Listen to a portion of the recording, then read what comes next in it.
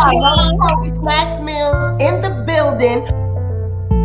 I wasn't even thinking about me being on the show. I wanted to produce something for them. Cool celebrity. Like if I went to the mall and stuff, people like, oh. The thing was, I didn't even know that anybody ever thought I was ugly. We look like twins almost. Okay. She really wouldn't be covering any more subjects related. So that's why you got the raw reaction. This is pathetic. It's pathetic.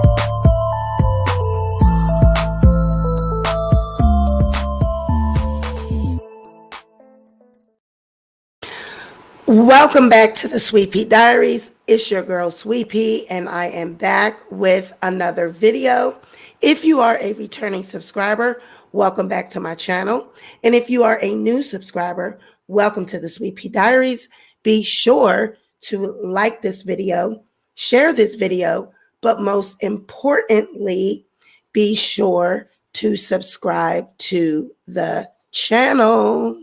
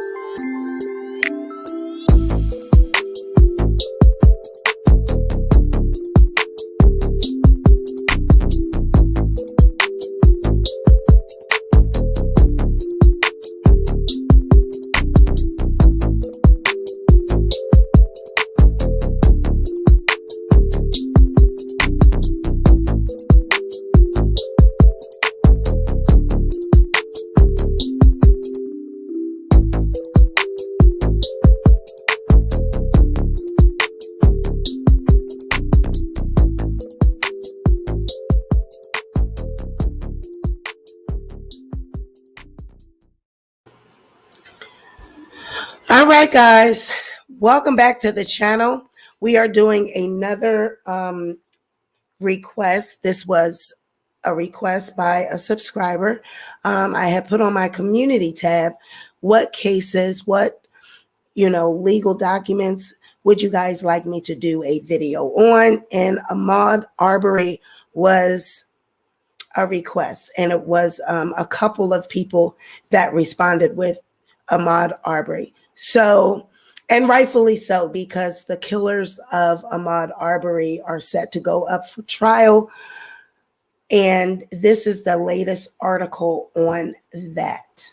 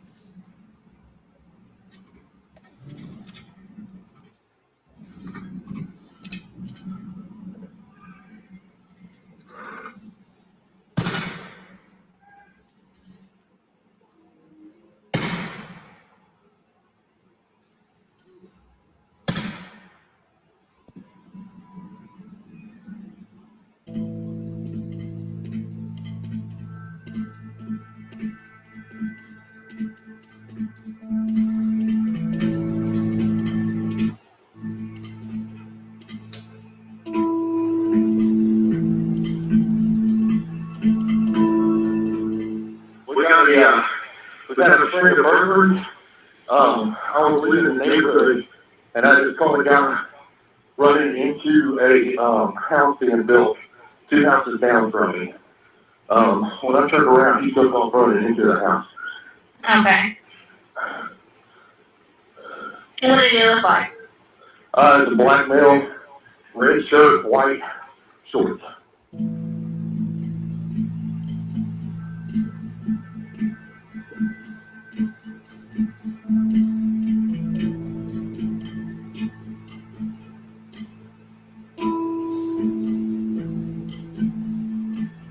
I just want justice for my son. I just want them to pay the price to the full of the crime they did. He didn't deserve that because he was a very good young man.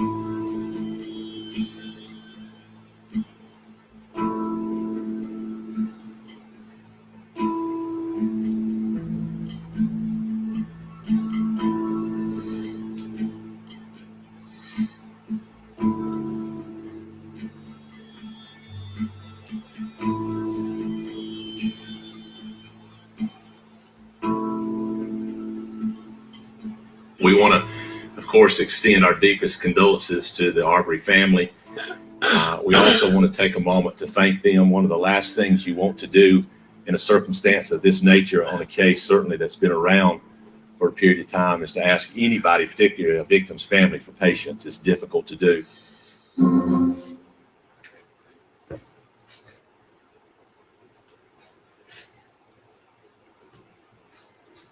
Science is.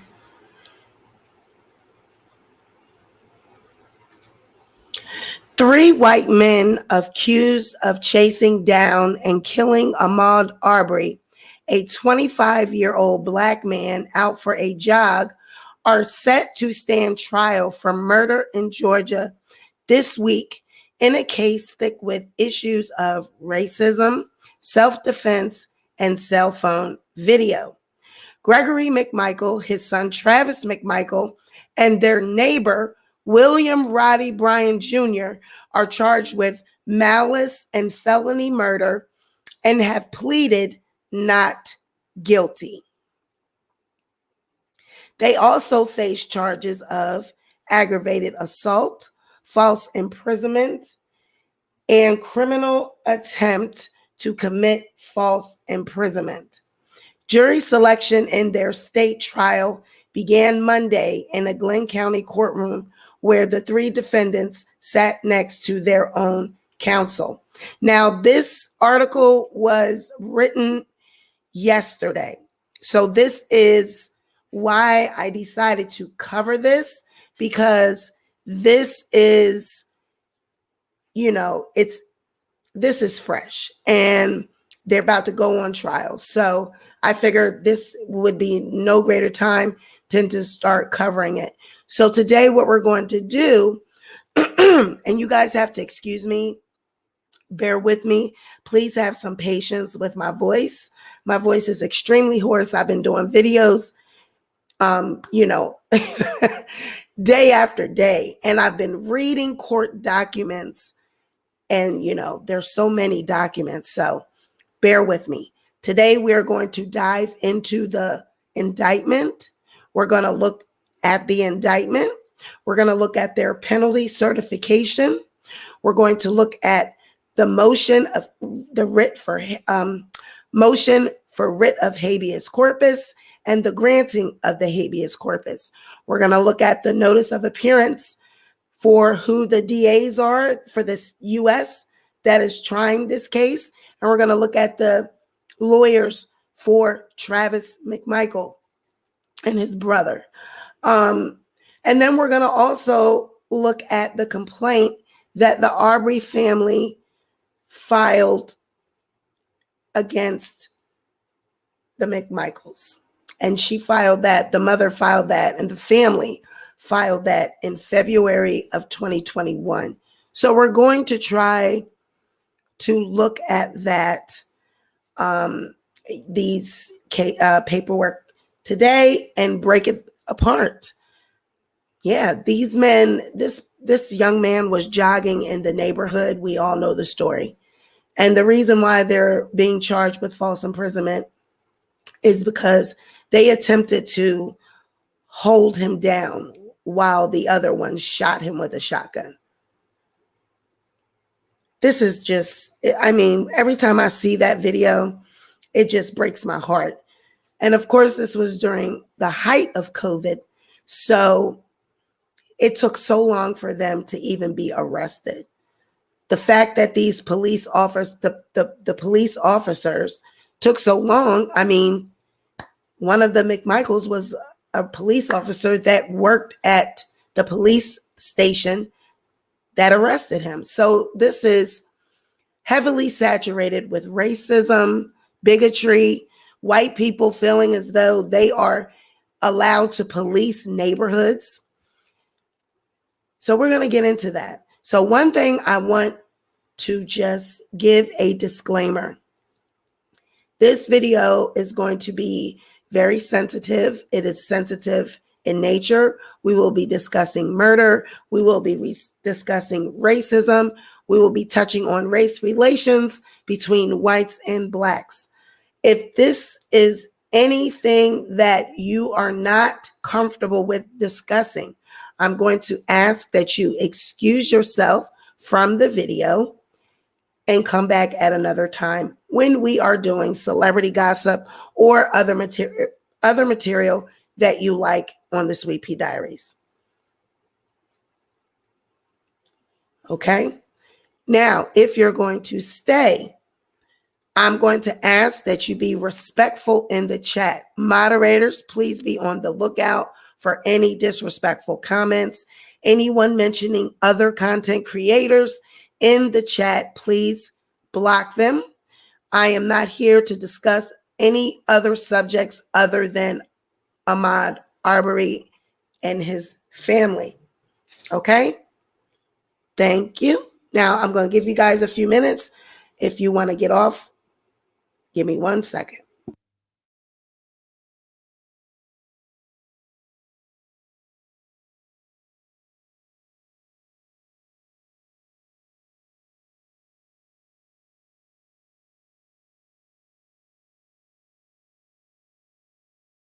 All right. So I'm going to finish reading this article, and then we are going to dive into the court documents. So, jury selection in their state trial began Monday in a Glenn County courtroom where the three defendants sat next to their own counsel. According to the Glenn County Clerk of Superior and Magistrate Court, 600 potential jurors have been summoned to appear in an off-site location Monday, and the jurors will be placed in panels of 20 once they make their way to the Glenn County Superior Court. Another 400 potential jurors have been summoned to appear next Monday. So by the end of the selection process, 12 jurors and 4 alternates will be chosen to serve. So out of 1,000 jurors, they will narrow it down to 20 and 4 alternates. Arbery was fatally shot February 23rd, 2020, while out jogging in Brunswick in an incident partly captured on video.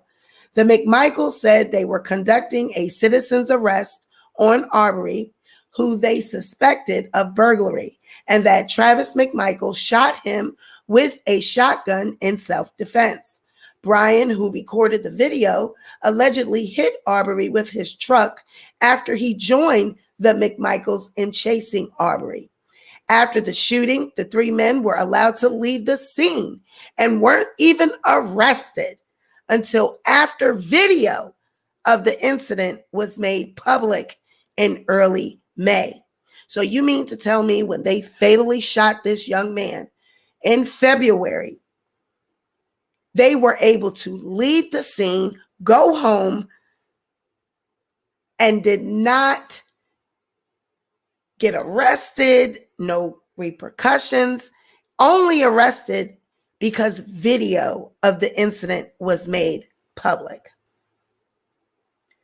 The video and the delay in making the arrests, along with the killings of George Floyd and Breonna Taylor last year, helped spark nationwide Black Lives Matter protests that challenged how the legal system treats Black people. Arbery's mother, Wanda Cooper Jones, spoke to CNN's Chris Como on Monday after jury selection began and said she never thought the day would come, noting it took over 600 days to get to this day. She added, "This is the same community that stood outside today as I entered the courtroom and rallied for Ahmaud. So I do feel confident we will have success in this." The McMichaels and Bryan have also been indicted on federal hate crime and attempted kidnapping charges. They have pleaded not guilty to those charges as well. With its focus on video evidence, the case bears some resemblance to the trial of ex-Minneapolis police officer Derek Chauvin, who was convicted of murder in Floyd's death. In addition, the issues of vigilantism and self-defense offer similarities to the trial of George Zimmerman, the neighborhood watchman who was acquitted in 2013 of killing 17-year-old Trayvon Martin. How we got here. Arbery was shot dead in a confrontation with Travis and Gregory McMichael in the neighborhood of Satilla Shores, outside the city of Brunswick in Georgia's Low Country. Arbery was on a jog, something he was known to do, according to those who knew him, when the McMichaels grabbed their guns and pursued Arbery. Gregory McMichael, a former police officer and investigator in the local district attorney's office, later told police Arbery and his son had struggled over his son's shotgun and that Travis McMichael shot Arbery after the latter attacked him, according to the initial police report. Bryan had joined the pursuit and recorded the shooting on his cell phone. Gregory McMichael told police he and his son had pursued Arbery because they suspected he was responsible for a string of recent purported burglaries in the neighborhood. A Glenn County police spokesperson later said there had only been one burglary, a gun stolen from an unlocked vehicle in front of the McMichaels' home, reported in more than 7 weeks prior to the shooting. Additionally, McMichael said he saw Arbery inside a home under construction. Arbery was seen entering the home in surveillance video at the site, but the owner of the home told CNN he did not see Arbery commit any crime other than trespassing the day of the shooting. For months, the case lay dormant, and 2 prosecutors recused themselves due to conflicts of interest. But in May, video taken by Bryan of the fatal interaction was made public, and the McMichaels were arrested days later. The 3 were all jointly indicted by a grand jury in June 2020. At a preliminary hearing last June, Georgia Bureau of Investigation Assistant Special Agent in Charge, Richard Dial, testified that Bryan told investigators he heard Travis McMichael use a racial epithet after shooting Arbery. McMichael had also used racial slurs numerous times on social media and on messaging services, Dial said. Attorneys for the 3 defendants have said they acted in self-defense, but Dial testified the opposite was true. "I believe Mr. Arbery was being pursued and he ran till he couldn't run anymore. And it was turn his back to a man with a shotgun or fight with his bare hands against the man with the shotgun. He chose to fight," he said. I believe Mr. Arbery's decision was to just try to get away. And when he felt like he could not escape, he chose to fight. The district attorney at the time, Jackie Johnson, was voted out of office amid the backlash. In September, she was indicted on charges of violating her oath as a public officer and obstructing a police officer for allegedly interfering with the arrest of Travis McMichael. Johnson has denied any wrongdoing. Now let's get into the indictment.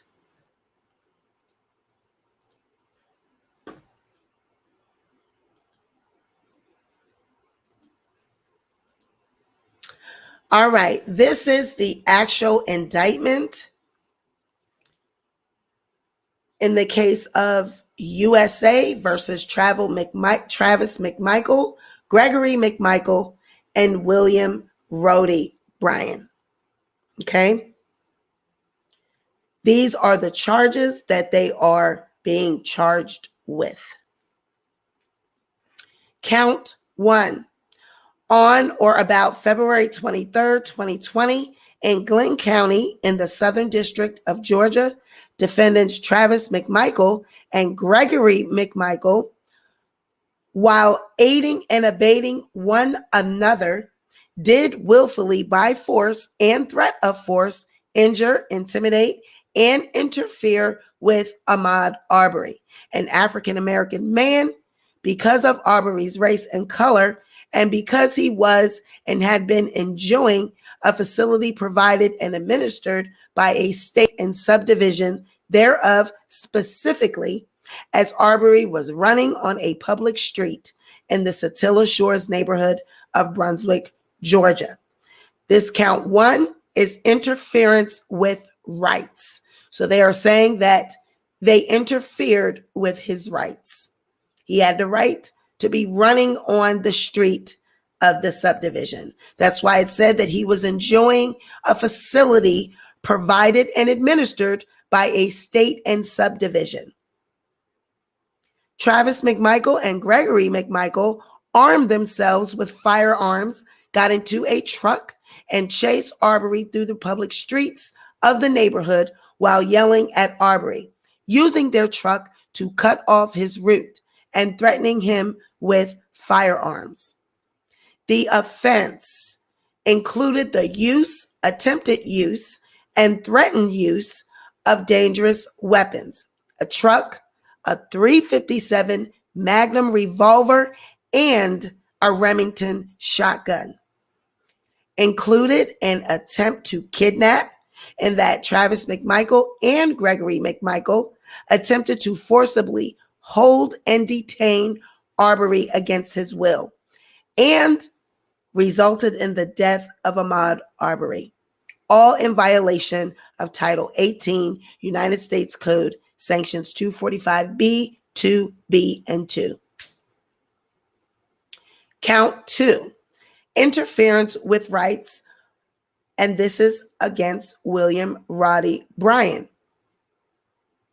On or about February 23rd, 2020, in Glenn County in the Southern District of Georgia, defendant William Rhodey Bryan, while aiding and abetting Travis and Gregory McMichael, did willfully by force and threat of force injure, intimidate, and interfere with Ahmaud Arbery, an African-American man, because of Arbery's race and color, and because he was and had been enjoying a facility provided and administered by a state and subdivision thereof, specifically as Arbery was running on a public street in the Satilla Shores neighborhood of Brunswick, Georgia.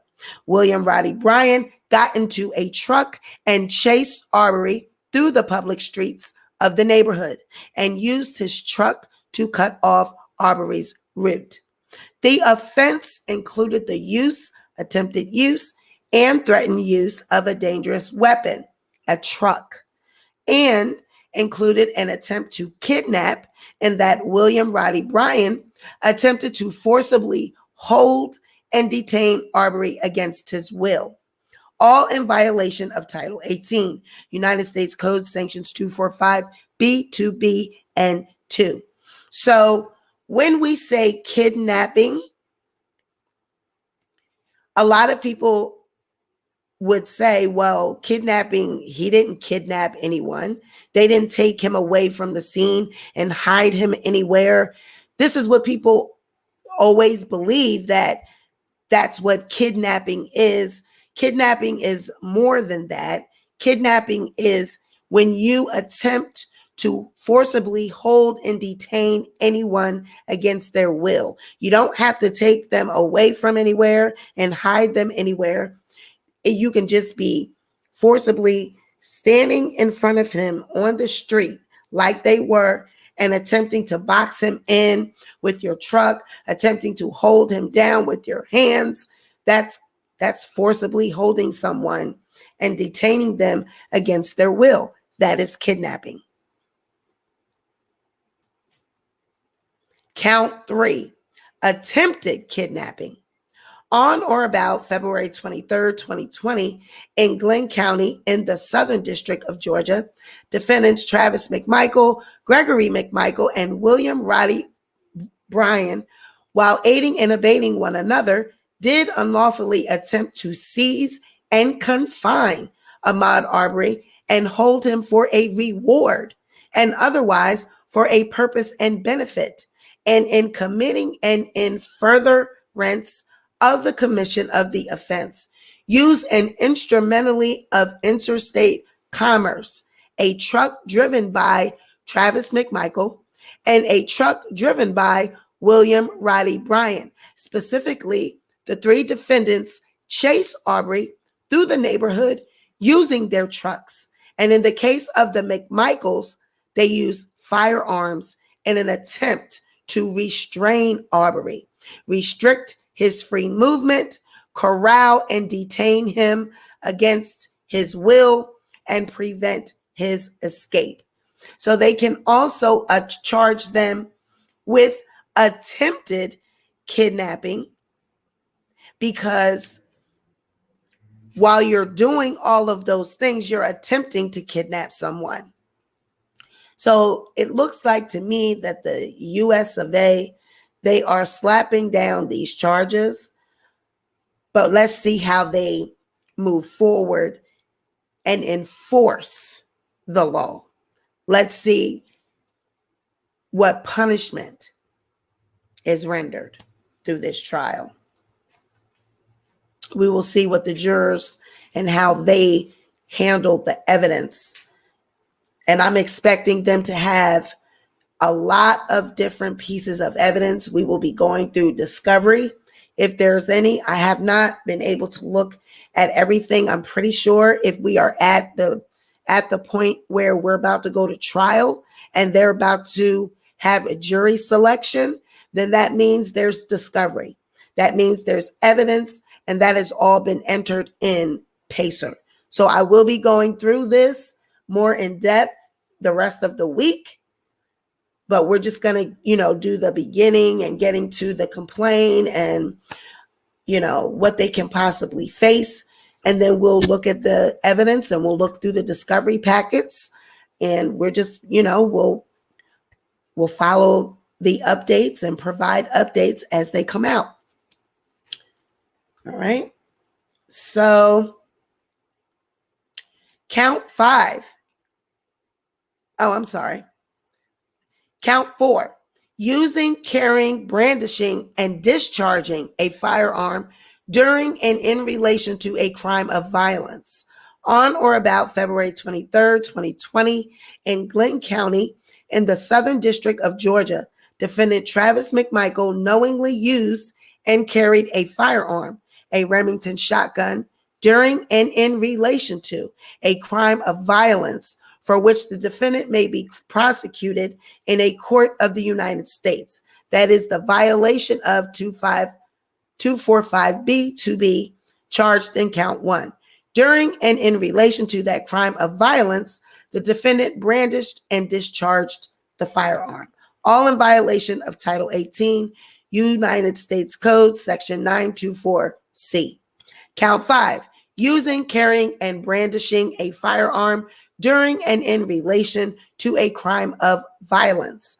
On or about February 23rd, 2020, in Glenn County in the Southern District of Georgia, defendant Gregory McMichael knowingly used and carried a firearm, a .357 Magnum revolver, during and in relation to a crime of violence for which the defendant may be prosecuted in a court of the United States. That is the violation of 245B to be charged in count 1.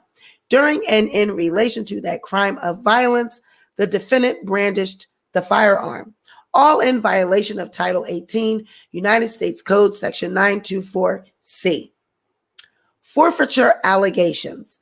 The allegations contained in counts 3 through 5 of this indictment are hereby re-alleged and incorporated by reference for the purpose of alleging forfeitures pursuant to Title 18, United States Code, Sections 924D, 981A1C, and Title 28, United States Code, Section 2461C.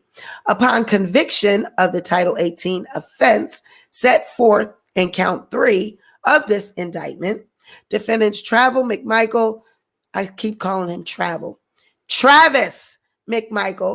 Gregory McMichael, and William Roddy Bryan shall forfeit to the United States pursuant to Title 18, United States Code Section 981A1C and 28, United States Code Section 2461, any property, real or personal, that constitutes or is derived from proceeds traceable to the offense.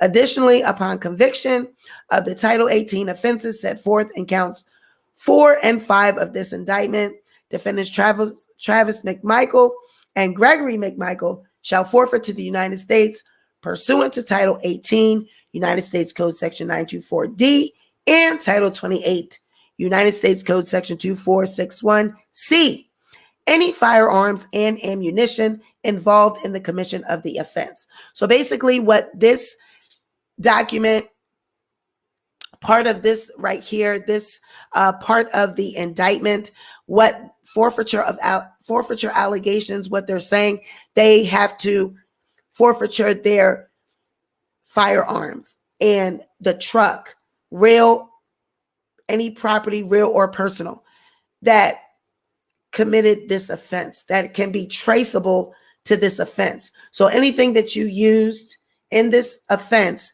that was your property, your firearm, your truck, you have to forfeit that over. That's basically what that's saying. And so this is a true bill, and this is signed by all of the U.S. attorneys that are trying this case. Christopher J. Perez, Barbara Bobby Bernstein.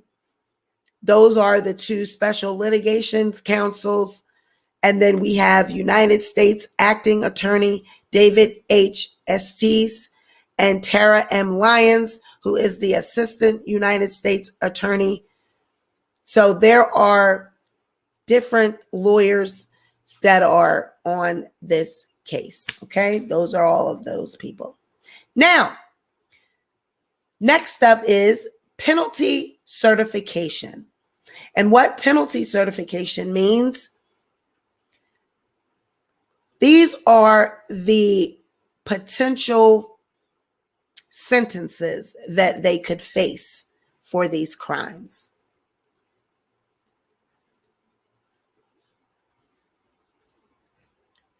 Penalty certification. The undersigned attorneys hereby certify that the maximum penalties for the offenses described in the indictment are as follows. Counts 1 and 2, interference with rights, up to life imprisonment, not more than a $250,000 fine, not less than 5 years of supervised release, $100 special assessment, and mandatory restitution. Count 3, attempted kidnapping, up to 20 years imprisonment, not more than a $250,000 fine, not less than 5 years of supervised release, $100 special assessment, and mandatory restitution. Count 4, using, carrying, brandishing, and discharging a firearm, not less than 10 years of imprisonment, consecutive to any other sentence imposed in the case. So if they were to be guilty of this, this would have to run consecutive after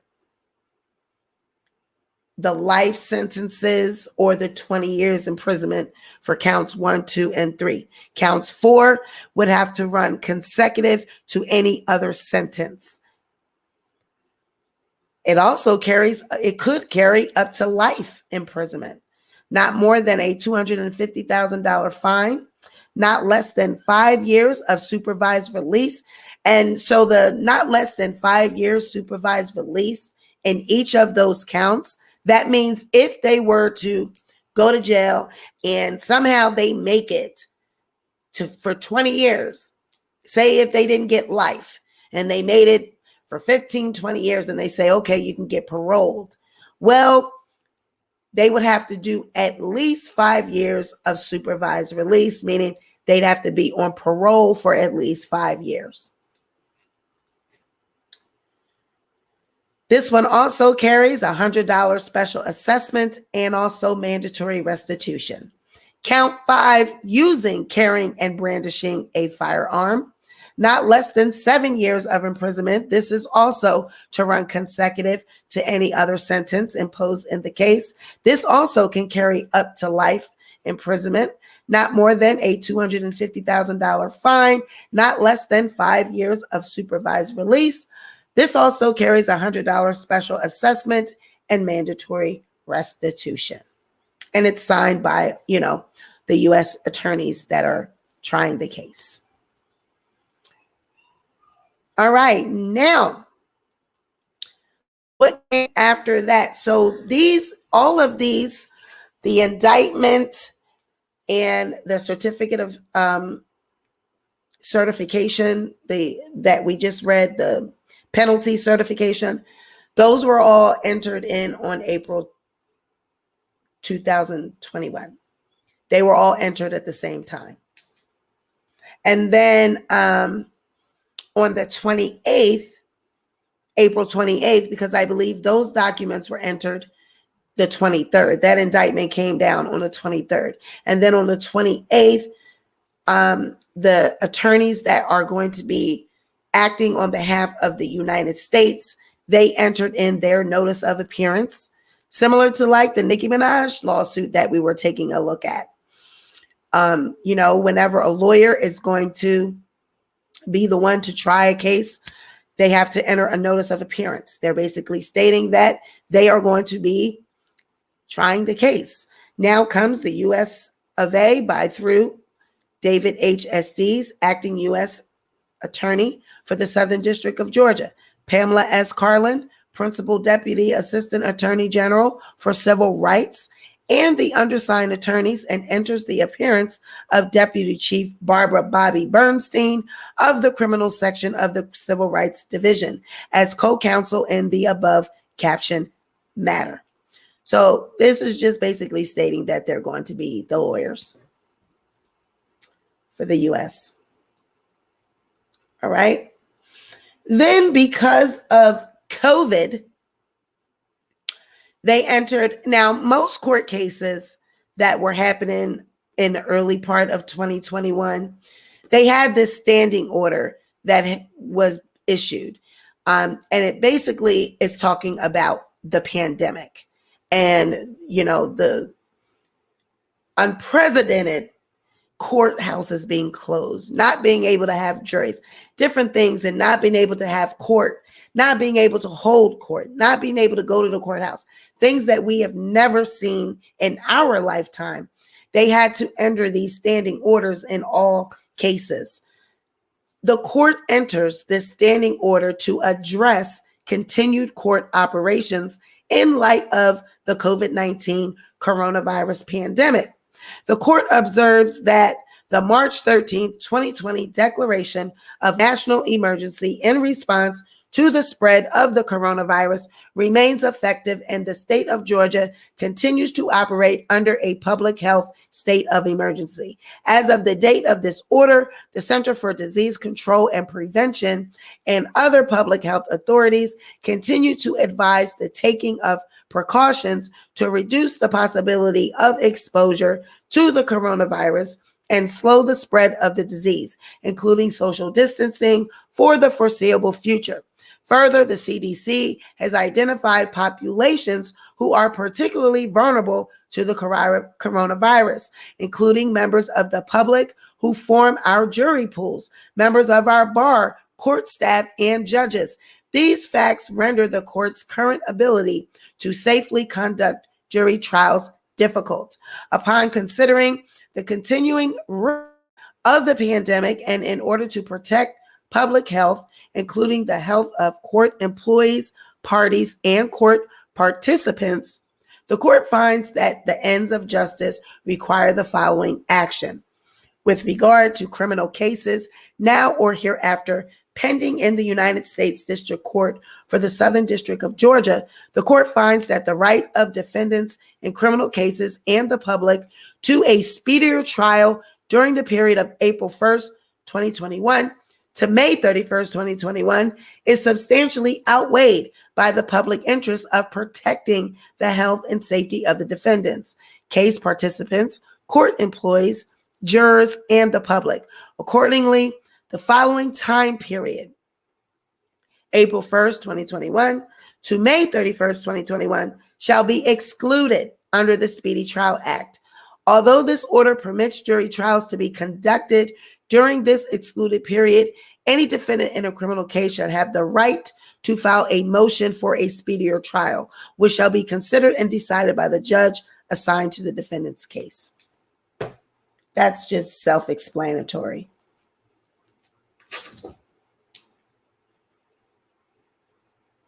All right. So now we are going to pull up the next document.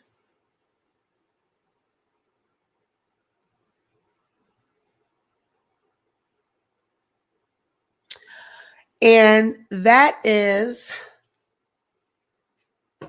motion for a writ of habeas corpus.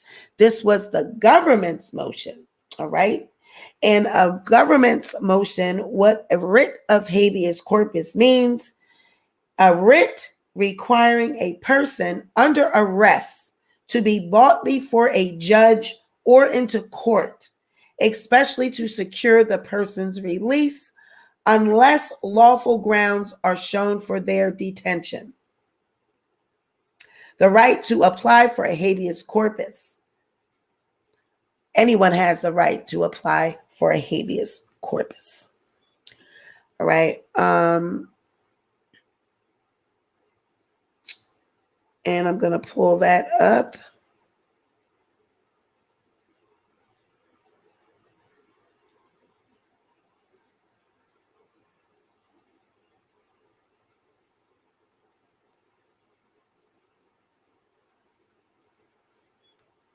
One moment, guys. I'm trying to get the document.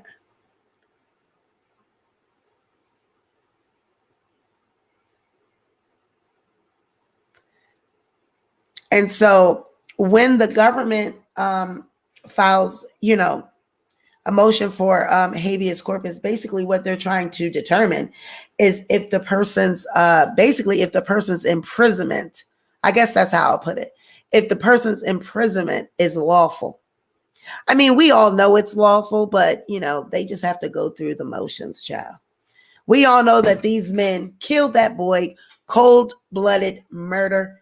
But these are the motions that our legal process and our justice system is founded on. So, just because we know unequivocally that these people are guilty and we know that they killed him in cold-blooded murder, they still have a right to a trial. They still have the right to a fair trial. And unfortunately, it's going to, it's taken a long time to get here, but not as long as others. It's taken other cases like this in the past. It's taken people much more time than this. The fact that we're already at a trial about to happen and jurors about to be selected in light of COVID, I think that Ahmaud is getting justice and his family is getting justice pretty quickly. So now comes the United States of America by and through David H. Estes, acting United States Attorney for the Southern District of Florida, Pamela S. Carlin, Principal Deputy Assistant Attorney General for Civil Rights, and the undersigned attorneys, and moves as follows.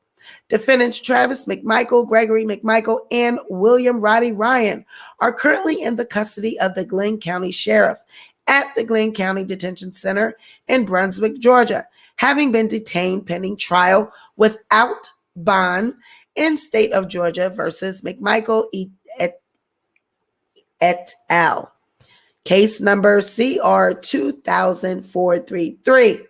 Your petitioner avers that a criminal proceeding is now pending in the United States District Court for the Southern District of Georgia, Brunswick Division, charging the defendants with violations of Title 18 United States Code, Sections 245B2B, 1201A1 and D, and 924C, which action will be called for initial appearance before this honorable court on May 11, 2021 at 1:30 p.m.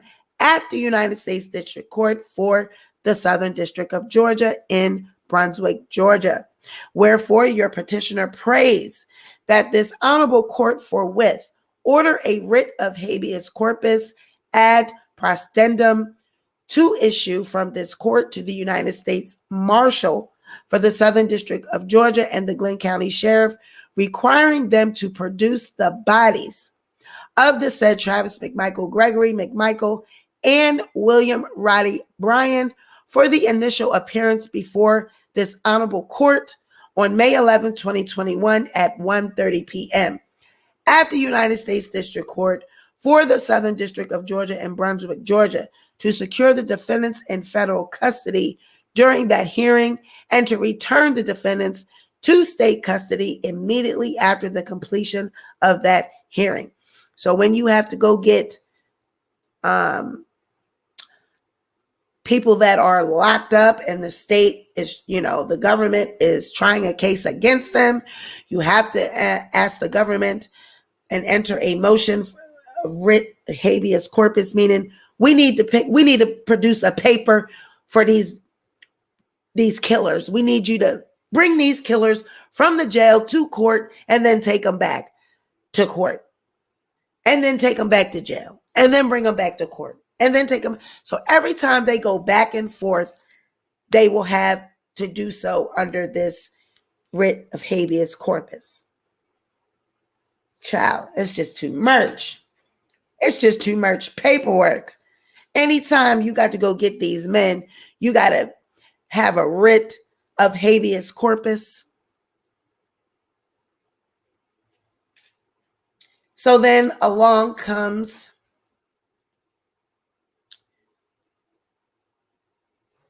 the order granting the habeas corpus.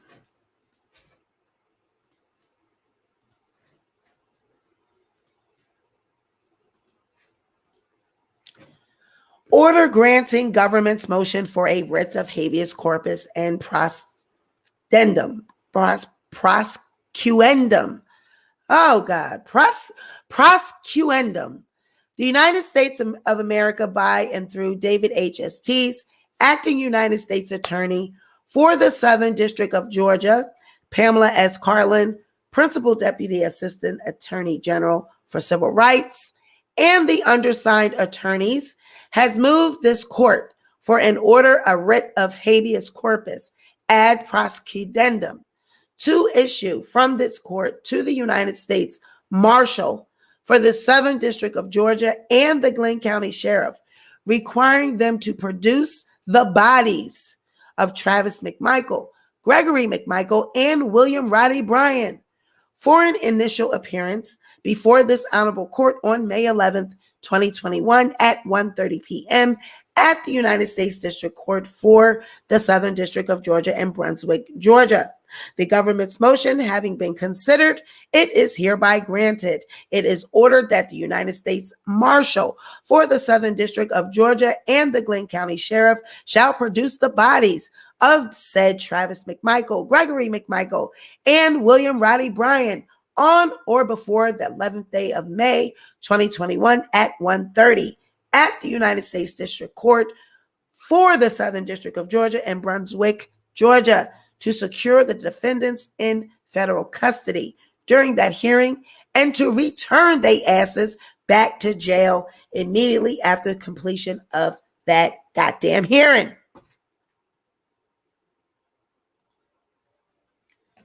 Child. So basically, there has been a lot of different motions, paperwork filed in this case. There are literally hundreds of documents. That's just the first 4 little docket entries, okay? There is so much to uncomb and unpack. And we're going to dig deep. We're going to dig into it. We're going to read every piece of paper. We're going to comb through this evidence right along with the lawyers, right along with the attorneys, right along with the family, right along with the jurors. Once they get selected, we're going to take this case apart with the court documents, okay? We're going to stop right here as far as Ahmaud's justice, the case, the indictment. We're going to stop right here with that, but we're going to take a look at the families. They filed a civil lawsuit. They filed a lawsuit against the McMichaels for the killing and the death of their son. So we're going to take a look at that complaint. Okay.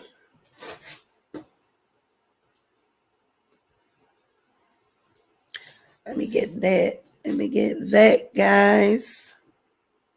Yes, we got a lot of documents, honey.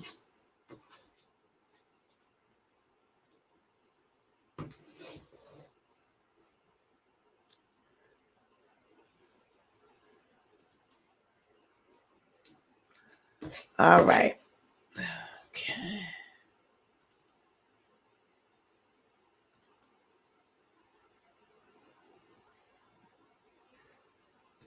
Oh my gosh, this is so small. Ooh, my eyes. I hope you guys will be able to see this. All right. Okay. All right. I'm not gonna, this one, we don't need to look at that because that's just a cover sheet. You don't need to see the cover sheet. This is the actual complaint. So we'll look at that. That cover sheet. Ooh, my eyes. We don't need to see that. It's nothing but like a cover sheet. It's nothing. So here is the complaint that the family has filed. Wanda Cooper, in her individual capacity and as administrator of the estate of the descendant, Ahmaud Arbery, plaintiff versus Travis McMichael and Gregory McMichael and William Bryan, and police officer Robert Rash, and police chief John Powell, and John Doe police officials 1 through 10, and Glenn County, and Jackie Johnson, and George Barnhill. She's suing the police department of Glenn County, all the police officials that are in there, people that had anything to do with her son's death. I know that's right, Mama. I know that's right, Mama Cooper. I know that's right, Mama Cooper. You better sue. You better sue, Mama Cooper. We are here for it. All right. The complaint reads, plaintiff Wanda Cooper, in her individual capacity and as independent administrator of the estate of the descendant, Ahmaud Arbery, for her complaint against defendants Travis McMichael, Gregory McMichael, William Bryan, police officer Robert Rash, police chief John Powell, John Doe police officials 1 through 10, Glenn County, Jackie Johnson, and George Barnhill, alleges as follows. On the afternoon of February 23rd, 2020, Ahmaud Arbery, a young black man, laced up his running shoes and went for a jog. An avid runner, Ahmaud frequently jogged around his neighborhood and surrounding areas in Brunswick, Georgia, including Cecilia Shores. But February 23rd, 2020 was different. That day, 3 armed white men, defendants Gregory McMichael, Travis McMichael, and William Bryan, entrusted by local law enforcement to respond to recent trespasses in the area, and armed with a police department issued revolver and a 12-gauge shotgun, hunted Ahmaud down in their trucks based on a gut feeling that Ahmaud was responsible for prior thefts in the neighborhood. These defendants shot Ahmaud 3 times at close range with their shotgun and killed him. As Ahmaud lay bleeding out on the pavement, defendant Travis McMichael stood above him and said, "Fucking nigger."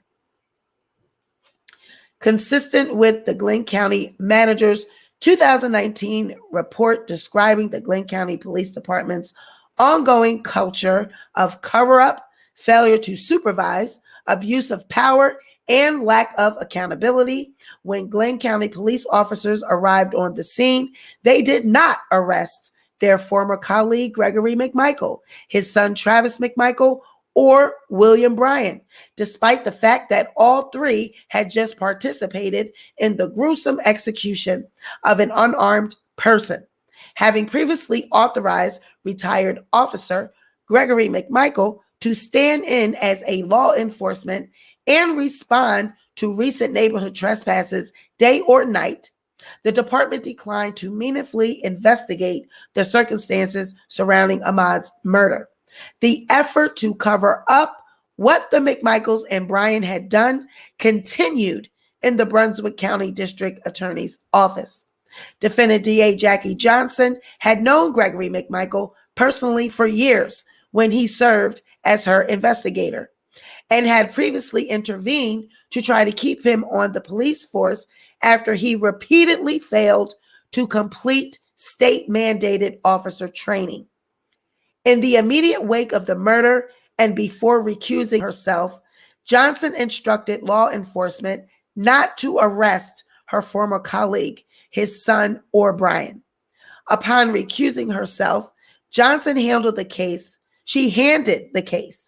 to her colleague in neighboring Ware County, defendant George Barnhill, knowing but not disclosing that he too had a personal connection with Gregory McMichael. When this connection was discovered, Barnhill too was forced to recuse himself. So they attempted to stay on this case knowing that they knew that man, knowing that they had a conflict of interest, but not before issuing a letter intended to justify the murder of Ahmaud as perfectly legal based on a multitude of demonstrably false statements. This included painting Ahmaud as a violent and unstable criminal who had attacked the McMichaels. For nearly 3 months, Glenn County police officers, the chief of police, and 2 prosecutors conspired to hide the circumstances surrounding Ahmaud's death and to protect the men who murdered him. And none of this would have been discovered but for video footage leaked to the media, which showed the horrific and brutal murder of Ahmaud. 2 days after the video was released to the public and drew national attention and outrage, law enforcement finally arrested defendants Travis McMichael, Gregory McMichael, and William Bryan for the murder. Parties. Ahmaud Arbery, the descendant, was a 25-year-old black man and a resident of Brunswick, Georgia. Ahmaud was murdered in broad daylight while he was unarmed and jogging. Plaintiff Wanda Cooper is Ahmaud's mother and a resident of Brunswick, Georgia. Wanda Cooper sues on behalf of herself and as the personal representative of the estate of Ahmaud Arbery. Defendant Travis McMichael is a person of full age and majority and a resident of Georgia. At all relevant times, Travis McMichael acted within the scope of authority granted to him by the law enforcement structure of Glenn County. So they had given this man they had given him a gun. They gave him a police issued gun. They allowed him to stay on the force unofficially and act as an investigating officer in a so-called series of crimes that was occurring in the neighborhood. He was not a police officer. He was not legally acting as a police officer, but they had given him permission to investigate and act on behalf of police officers day or night, should he think that anything was happening in the neighborhood.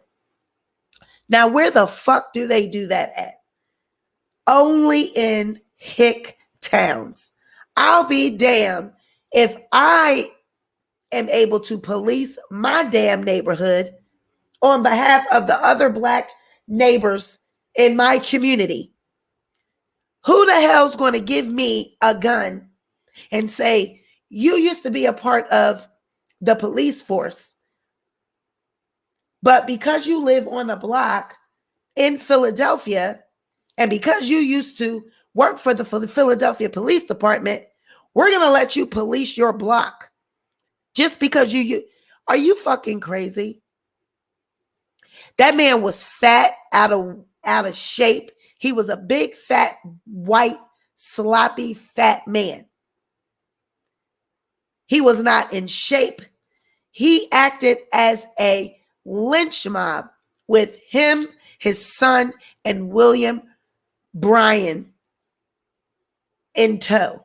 They jumped in that goddamn truck with guns in their hands, hanging on the back of the truck like a lynch mob, like back in the slavery and the lynch mob days, when white men hunted down Black people and lynched them. They went for lynchings at night, drinking and smoking and chewing tobacco and carrying on with their overalls on, spitting, chewing tobacco out the back of the damn truck. In 2020, in a civilized country, we still have people that think they can just take the law into their own hands just because they are white. And this is what is wrong with the white community, because they fail to see what is right before their eyes, that they treat one another differently. Now, what you think that would sound like, that they gave a Black person a gun and told them that they could police their neighborhood? They will only do that for a white person because they trust white people so completely, trust them. Oh yeah, that's William. William gonna hold down the neighborhood. William used to be a cop, so William gonna hold down the neighborhood. Yeah, we gave him a .357 revolver. We gave him a .347-57 revolver. Yep, he's got a Smith & Wesson revolver. We gave him a revolver. We told him, if it's anything by any means necessary, if you hear anything, jump in your truck and go handle it. I want to know, where were the other people in the neighborhood? Every time I look at this story and I hear this story, and even when it was happening, I often wonder to myself, where were the other people in the community? What were they doing while these men were running through the neighborhood on their truck?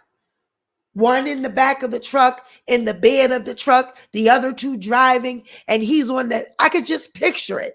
He's standing up in the back of the truck with the shotgun in his hand while they driving, and he's holding onto the back, standing up in the back of the truck. Jumps out the truck and starts fighting on Ahmaud. Ahmaud is running, minding his own goddamn business. And these white men just jump out on him with guns in their hands. Self-defense, my ass. You inflicted yourself upon someone. You pushed yourself up on this boy. He was not bothering anyone. He is jogging in a neighborhood. He was jogging. It was broad daylight. Even if you did suspect him of committing any type of crime, call the goddamn police. You don't get in your truck, jump in your truck. They went out of their yard, jumped in the truck, and ran through the neighborhood in the truck, chasing him down. Where were the other citizens in the community? I'm pretty sure they watched this.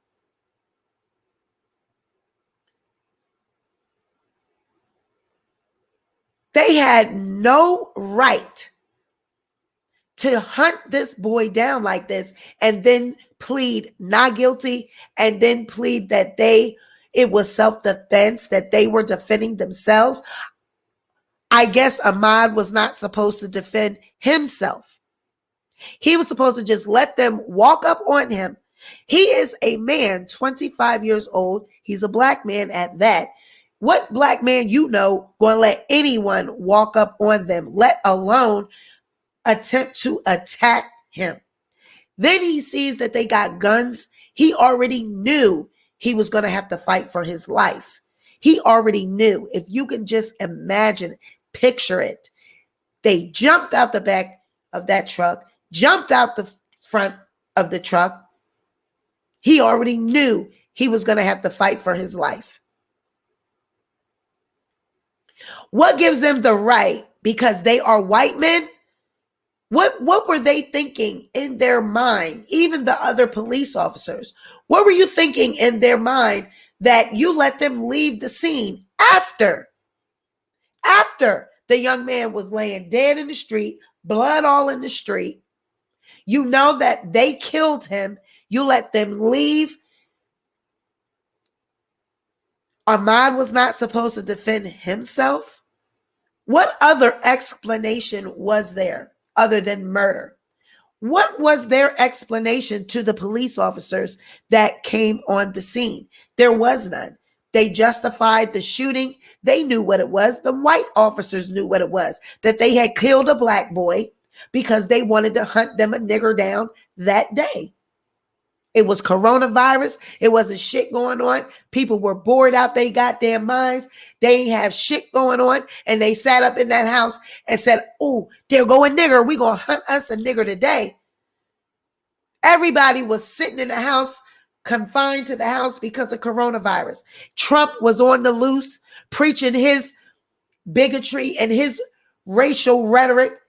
You had these white citizens that were members of the KKK and other organizations preaching conspiracy theories about the damn coronavirus. And all of these white people were mentally deranged around this time. They were all looking for reasons to commit acts of violence against blacks. So when they saw him jogging through the neighborhood that day, they said, we about to hunt us a nigger. They jumped in that truck and purposely hunted that boy down. I don't understand why anyone would think this is anything other than murder. This is first-degree murder. This is premeditated murder because they knew what they were setting out to do. When they jumped in the truck and you jumped in the truck, you did not have a taser or a bat or anything like that. You grabbed the revolver and the shotgun. You grabbed the revolver and the shotgun and you jumped in the truck and sped off. That's premeditated murder. You grabbed weapons. You grabbed firearms. If you thought that this boy was doing something, robbery or anything like that, and you were going to make a citizen's arrest, and by the way, citizen's arrest, there are very tight laws around citizens' arrest, and they vary in every state. Some states you're not even allowed to make a citizen's arrest. That's why you have to be careful of giving these white people the idea that they can police neighborhoods, that they can do acts of police and law enforcement as normal citizens, because they go too far. They take the law in their own hands, and then they become vigilantes, thinking that they can police their environments and bring forth acts of violence, also known as murder.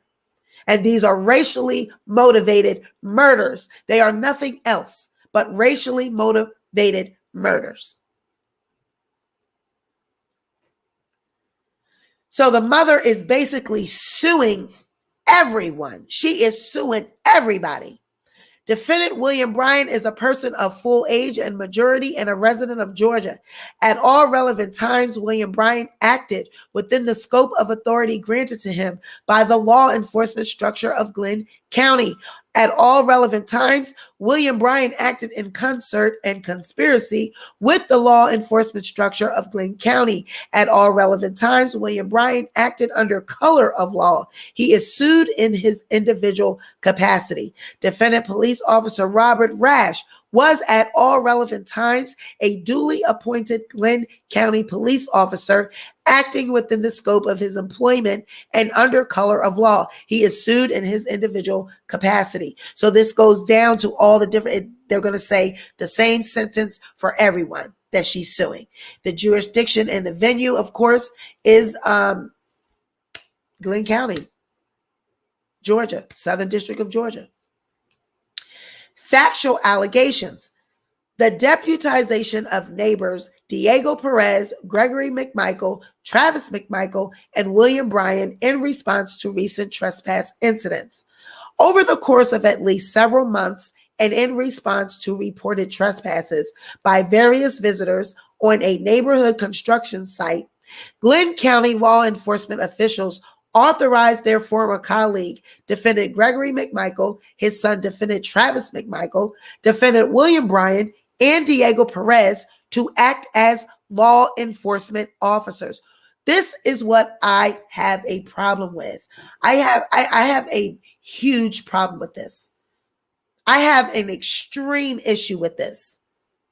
Where are you deputizing citizens?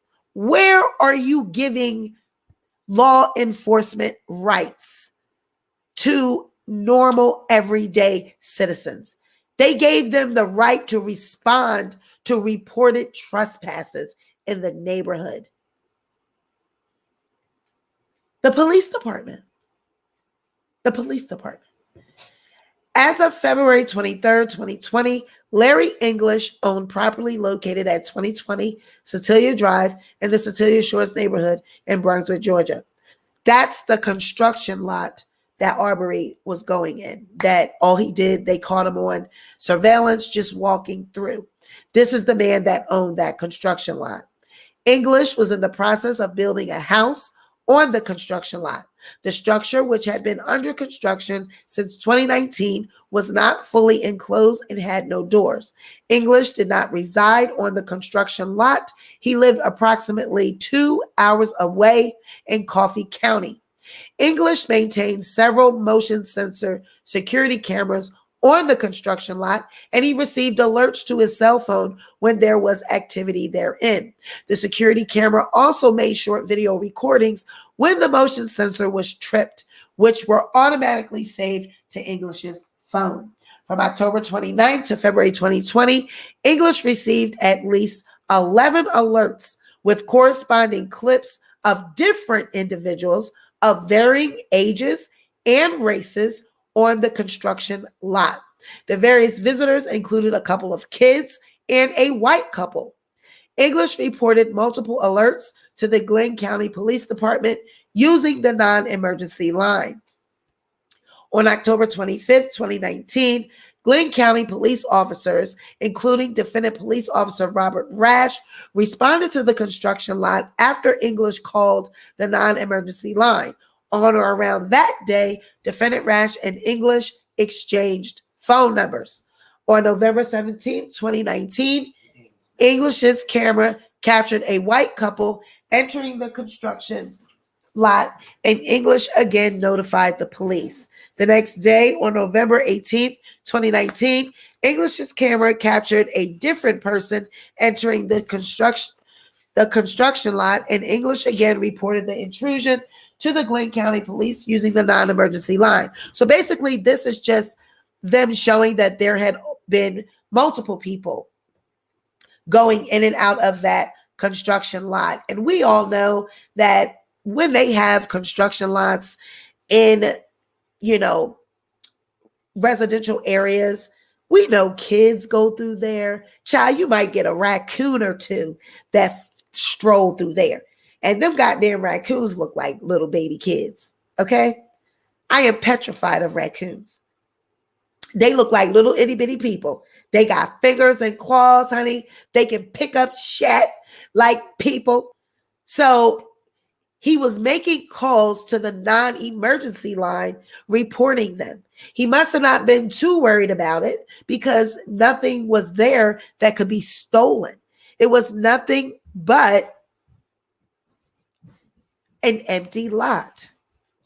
It was nothing but an empty lot. What was a big deal? But this just gave those white men something to police because they needed an excuse to use those guns. And what did they need guns for? If you were giving them this job of the local neighborhood watch and they were allowed to police the neighborhood, what the fuck did they need a gun for? I'm trying to figure that out. Why did they need two guns? They needed a shotgun and a revolver. Now, I believe the revolver was the one issued by the police department, if I'm not mistaken. And I think the shotgun might have been theirs, but I'm not sure. If both weapons, I'd have to go back and read that again, were both of the weapons issued by the police department. If anybody knows, if you remember what I read, put it in the chat. Was it both of the guns or was it just a revolver? But why did they even need a firearm? It was a police Glenn County issued weapon. It was a police department issued weapon. Thank you guys. I really appreciate your comments. I see your comments. I thank you so much. Yes, it is. That's why my voice is the way it is. Thank you so much. I appreciate all of your comments. just help me make it make sense why they needed a firearm. Now, this complaint is 47 pages long. We will not be going into this entire thing tonight. We're gonna stop right here, and tomorrow we will pick up with the remainder of the complaint. We will read the remaining pages of the complaint, and we will go and have a look at some of the other court documents and some of the discovery. We'll take a look at some of the evidence that has been entered in discovery and just look around and see what both sides are going to be presenting in the case. Now, I heard that there might have been an update on another lawsuit, so I'll take a little peek over there, and if there's an update, I'll do a quick video about that. But this is the first installment of the killing of Ahmaud Arbery. This is very sad. It is tragic, but it just speaks to the climate in our country. Racism is very much still alive. It is very much alive. Some of these white people, it is rooted in the depths of their soul. You got some kind white people out here. I work with some. I work with my practice administrator where I work at in the cardiology division where I work. She's very nice woman. I can't see a prejudiced bone in her body. She's very nice. She takes up for me, she's always coming to my aid. However, you can tell a lot of times with her, she's green, you know, she's very naive and don't believe that these type of things still exist because she's not that way. So, you know, you have those type of white people that think, oh, they're so nice. The world is peaches and roses. There's all flowers and roses, and people are not prejudiced, but they are. There are still some out here that are very much so prejudiced. They are racist. They don't want to see us have anything. They don't believe that we should be sharing this space with them. They believe that this country is theirs. Those type of white people that have it in their mind that this is their country. They believe that the neighborhoods that they live in, it's their neighborhood. They have the right to protect and serve, even if they are not law enforcement, even if they are not police officers, even if they are not FBI agents. They believe that they have the right to police and govern their neighborhoods. That arrogance and that white privilege is something that is just rooted in them. So that really has to be addressed. And when Trump was in office, that didn't do anything but stir up those people that had laid dormant for so long, that were quiet. They had Trump in office, and Trump made them feel like this country was theirs. So much so that they stormed the damn Capitol. They really believe that this country is theirs. And they have the right to police, protect, murder. They believe they have the right to do these things. So this is a sad case. I feel for the family. I feel for the mother. But this is why I tell Black people that we have to stick together. We have these type. Now, take a look at my chat. I know that it's 12 o'clock, but it's 25 people here. And we are talking about Ahmaud Arbery. And we have the court documents. Nobody else has shown the actual indictment and court documents for Ahmaud Arbery. And it's only 25 people here. Let me be talking about Nicki Minaj, Tasha K, Cardi B, some kind of damn celebrity, and that we're looking at their court cases, and it'll be 200 people here. It'll be 150 people here. We are talking about Ahmaud Arbery. We're breaking apart the court documents and the court case, and we only have 25 people here. That is sad. And I appreciate all 25 of you. I appreciate all 25 of you that stayed and listened and was, interested in this content. But this just speaks to the climate and the mindset of our people. They tell me, they come over here and say, you're always talking about Nicki and Tasha K because you don't got no content. I have plenty of content. It's not my fault that you don't want to watch it, that you want mess. It's not my fault that I only have 25 subscribers that are watching this because they don't want content. They want mess. That's why I am only interested in doing the content that I want to do. And the people that really rock with the Sweet Pea Diaries, they will come no matter what kind of content it is. So do not tell me that I'm messy. Do not tell me that I only talk about Nicki Minaj and Tasha K because I want views. YouTube is all about doing content and giving viewers what they want. But sometimes I have to break that mold and give the people what I want. I have to give the people something of value. I cannot talk about mess and drama all the time. It will consume my life. I don't do the YouTube beefs. I am not out here watching all the beefs and wanting to comment on all the beefs. No, I have no interest. I could do that and commentate on it and get my clicks and views. My YouTube check drops tomorrow. I'm gonna get my little coin, but I rather coin that came organically. I don't need coin off of drama. I don't need coin off of mess. I'll leave that to the rest of the people out there. They're handling that. You want the mess, you want the drama, y'all know where y'all could go. And I'm not saying that in a bad way. I'm just saying a lot of people, they say, oh, you know, you only do when you talk about Tasha K and Nicki Minaj, that's when you get your views. That's not my fault. That's the subscribers' fault. That's what the subscribers want. I can't. Whose fault is that really?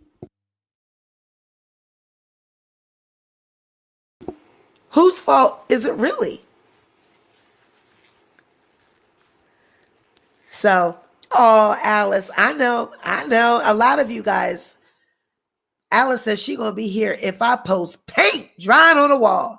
I know that's right. Thank you so much, Alice. And Alice is I think she is a 4 or 5 month member. Look at Alice. She got green, honey. Her and Monica, I believe, they are the reigning champs when it comes to the membership. They've been here the longest. Yes, they both got their little green badges. Come through, green badge, Sweet Pea Squad. Sweet Pea Squad. Yes. So, yeah, this has been the first installment of The Killing of Ahmaud Arbery. You guys be sure to like, share, and subscribe.